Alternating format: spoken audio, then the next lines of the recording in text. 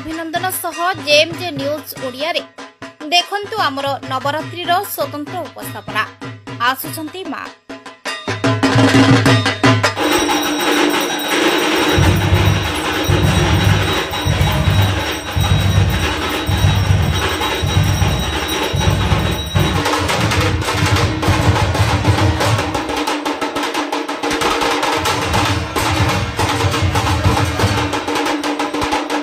आज शारदीय दुर्गा पूजार तृतीय दिन माँ आज चंद्रघंटा रूप से पूजा पाउछन्ति। मान्यता रही जे माँ को घंट ध्वनि रे दानव दैत्य अत्याचारी भयभीत होइथांती। सिंह वाहन रे विराजमान करंती माँ। माँकर एही रूप रे मस्तक रे अध चंद्र थिबारु तांको चंद्र घंटा बोली कहा जाय।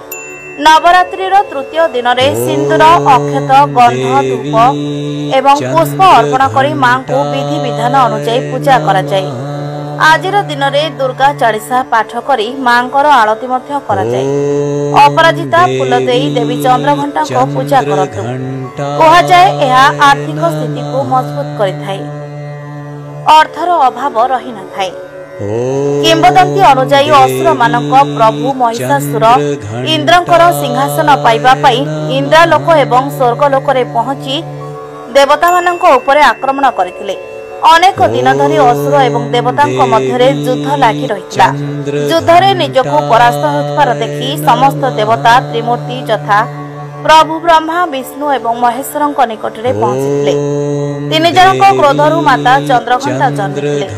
असुर मानक हत्या करबा पई भगवान शिव त्रिशूल विष्णु चक्र प्रदान करथिले। अन्य देवता मध्य मांक हातरे अस्त्र शस्त्र मान दैथिले।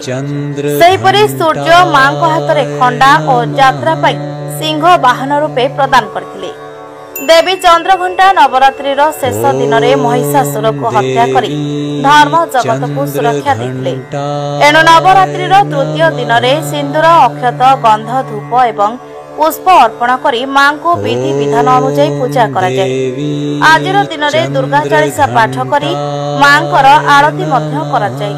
अपराजिता फूल देई देवी चंद्रघंटा को पूजा कले शुभ फल मिलता है।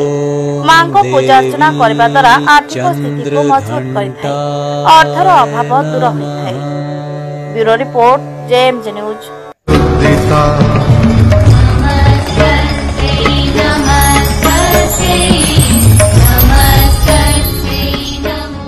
जदि आम चैनल भल लगिला ताहले लाइक शेयर सब्सक्राइब करने को जमा भूलंतु नहीं। हाँ, टेक्निक खबर देखा जेएमजे न्यूज फेसबुक पेज सह जोड़ी होंतु।